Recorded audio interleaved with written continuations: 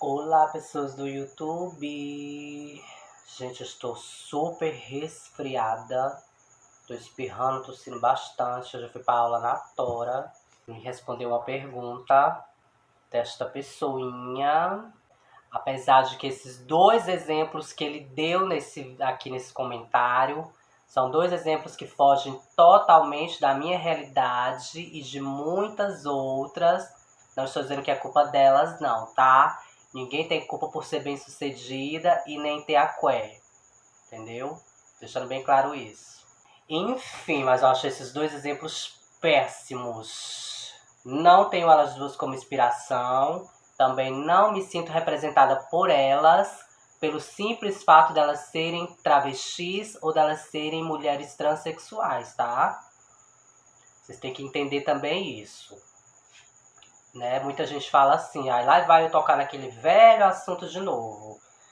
Ai, a comunidade, as trans, as travestis são muito desunidas. Gente, vocês veem aí todo santo dia pessoas cisgêneras se matando, se atacando. Aí vocês querem cobrar de nós que nós sejamos unidas? Por favor, né? Aí vai ter gente que vai falar assim, Deise, mas vocês são minorias e vocês teriam que se apoiar sim. Sabe o que eu acho essencial? É uma não invadir o espaço da outra. É uma ajudar a outra na hora do pega pra capar mesmo, sabe? É uma não querer impor a sua verdade em cima da outra. É uma entender que cada uma tem uma cabeça, um pensamento, uma sentença e uma vivência. Entendeu? É isso. É basicamente isso. Agora ninguém tem que ser melhores amigas. Ninguém tem que andar uma cheirando o cu da outra. Sabe? Eu acho que só de vocês não fazerem mal umas para as outras, né? E quando eu digo fazer mal, é atacar, é roubar, é matar, é fazer máfia, enfim, coisas pesadas, né? Eu acho que isso já seria maravilhoso para nós, trans e travestis, entendeu?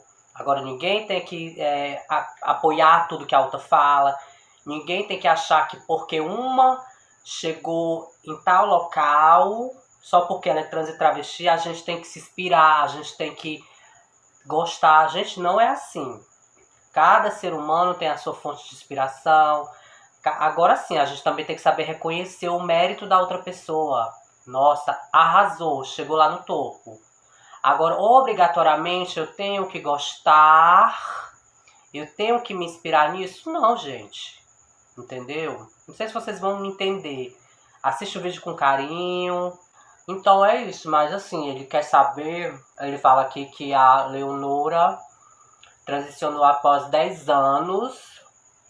Não sei se ele tá falando que ela transicionou 10 anos desde as aparições dela na TV como drag. Isso eu não entendi muito bem. Ele toca também no nome da Maia Massa Fera, né? Então, Leonora e Maia não tem a mesma história que eu. E nem da maioria das outras trans travestis, né? Que começaram a se harmonizar. Algumas da infância para pré-adolescência, algumas da adolescência para pré-vida adulta. E óbvio que quem transiciona e quem começa a se harmonizar muito cedo, dos 12, dos 10, dos 14, dos 15, tem muito mais chances de ficar muito mais feminina. Isso é um fato, tá? Não tô dizendo que fulano ou ciclano é mais bonita, porque isso, porque aquilo não. Mas tô falando da feminilidade, das formas que o seu corpo vai ter no futuro, entendeu? Enfim, eu comecei a me harmonizar com 15 anos de idade. Comecei até tarde, perto das outras meninas que eu conheço. Essa história do hormônio também é uma história bem complicada. Mas eu também não posso vir aqui, mais uma vez eu vou tocar nesse assunto, pintar o mundo cor-de-rosa, que esse mundo não existe. Esse mundo só existe na cabeça de pessoas que não vivem no planeta Terra de verdade. Tá? As travestis como eu e muitas outras começavam a se harmonizar com 10 anos de idade, com 12 anos, começavam a se prostituir ainda de menor, entendeu? Então, eu me sinto representada pelas meninas da rua, eu me sinto representada pelas meninas que têm história parecida com a minha, Eu me sinto representada por aquelas que não estão mais vivas, que perderam a sua vida na esquina. Eu me sinto representada por aquelas que passaram o diabo na vida e que não tiveram a chance ou que não têm de vir contar a sua história na rede social. Daquelas que estão na rua, que não têm o espaço que elas merecem. Me sinto representada por aquelas que têm sonhos e tiveram que abrir mão deles para poder manter o seu sustento. Eu me sinto representada por aquelas que não tiveram apoio financeiro da família e muitas vezes o apoio sentimental e emocional, né? Nada contra a Leonor e nada contra a Maia, entendeu? Vamos deixar isso bem claro, senão vão, né? Sempre tem um venenosozinho ou uma venenosazinha que vem comentar. Ai, ela tá despeitada. Para, né, bicha? Por favor. Então é isso, eu transicionei aos 15 anos. E aos 15 anos mesmo eu fui pra esquina. Por que eu fui pra esquina? Porque eu não tive apoio da minha família pra mim, assim, dos 15 anos em diante, né? Pra mim continuar estudando, pra mim ter um norte na minha vida. Não tive. E não vou explicar aqui os motivos pra vocês, que o vídeo ficaria do tamanho do mundo, né? Então naquela época, pra mim, como eu queria me tornar uma mulher travesti, uma mulher transexual, uma mulher, enfim. Então, na minha cabeça, a rua seria o local mais rápido para isso acontecer. Na época, eu e a minha mãe, a gente morava numa escolinha comunitária, de favor. A gente não tinha nem casa para morar. E muitas vezes nem comida para comer.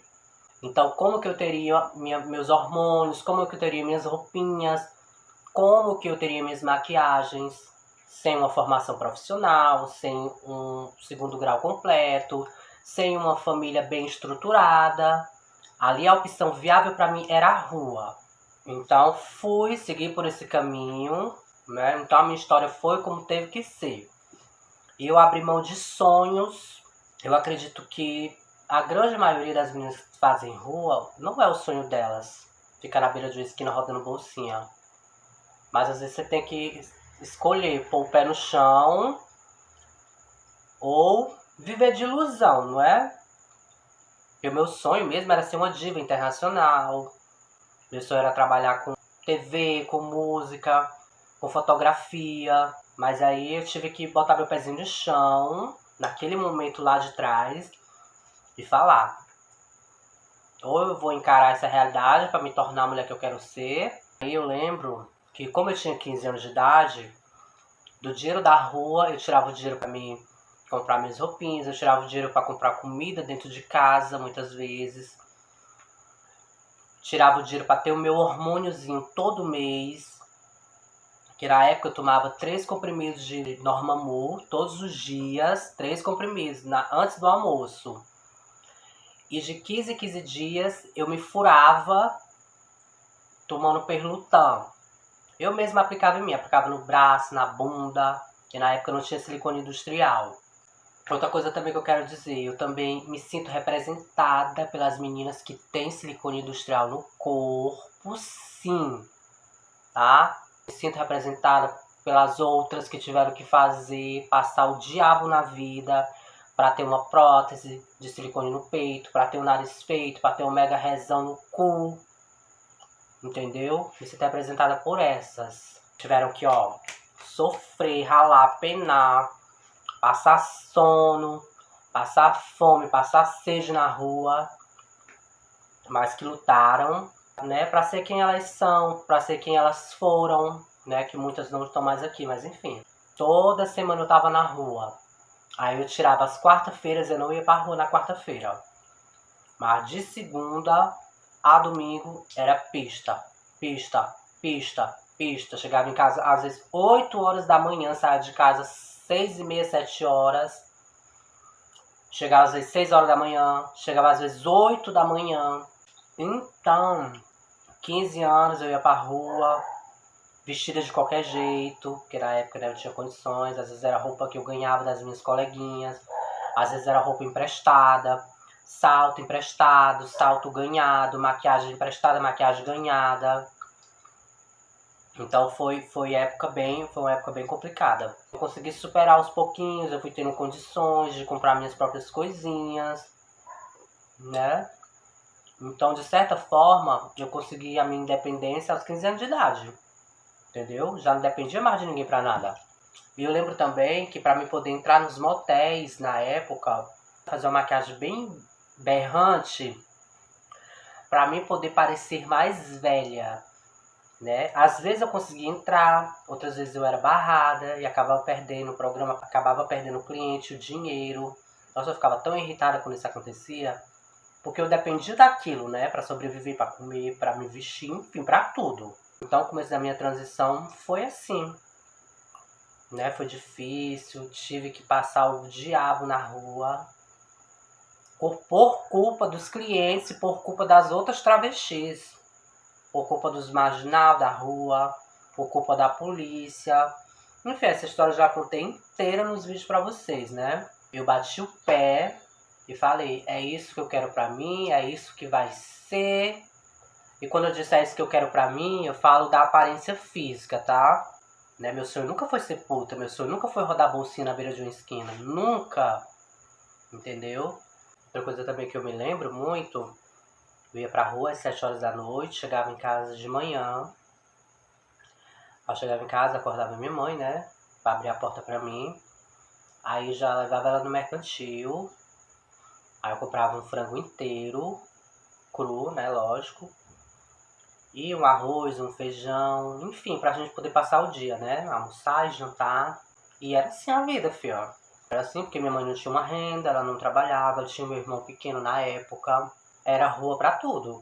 Se eu posso dizer que a vida na rua teve um lado positivo, esse lado positivo pra mim foi que nesses anos todos de pista, a minha visão do que é a vida, do que são as pessoas, começou a se tornar bem realista, sabe? Bem crua a minha visão sobre o mundo, sobre as pessoas. Então a rua teve esse lado positivo. Me deixou um pouco mais seca? Me deixou um pouco mais seca no sentido emocional da coisa. Mas não tirou a minha humanidade, sabe? Quase tirou, mas não tirou. Entendendo o que é real e o que não é, foi um dos efeitos positivos da rua pra mim, né? Não sei se vocês vão entender o que eu tô falando, mas eu não perdi minha humanidade, não. Já teve momentos que eu fiquei com o pezinho lá, sabe? De perder a minha humanidade como ser humano, como pessoa, mas alguma coisa me puxou de volta. Muitas pessoas acabam perdendo a capacidade de olhar para o outro com carinho, com respeito. Nada justifica maldade, nada justifica falta de caráter. Eu venho do começo dos anos 2000. Não sou das mais antigas, mas também não sou das mais novatas, né? Porque assim, na minha época não tinha endocrinologista para mulher trans e travesti, não. Sobre hormonização, não, entendeu? Não tinha terapia hormonal. Então, meu amor, ou você fazia na raça ali, ou você não conseguiria alcançar o resultado que você queria. Antes de julgar, vamos entender o tempo, a época, a situação, a condição financeira. Se você chegasse nos anos 2000, até agora há pouco tempo, né, que terapia hormonal é coisa nova, endocrinologista para mulheres trans e travestis é uma coisa nova. Vamos entender também isso. Se você chegasse na minha época num endocrinologista falando sobre hormonização, no mínimo ela ia mandar você para casa e mandar você se aceitar como você é, como você era, ou ia rir da tua cara, enfim, você ia passar vergonha, né? Não tinha nome social. As pessoas falavam na época, né, com deboche. Ah, como é o teu nome de guerra? Entendeu? Espero ter respondido a sua pergunta. Claro que essa história ainda falta muitos pedaços. Que mais pra frente pode ser que eu decida contar ela inteira, né, inteiramente. Porque só pra um vídeo não dá não, tá, gente? Beijinho pra você e pra vocês. Enquanto isso, ela vai continuar aqui, olha. Se pirimbolando nas broaquinhas dela. Com a bacia dela de café. E até daqui a pouco.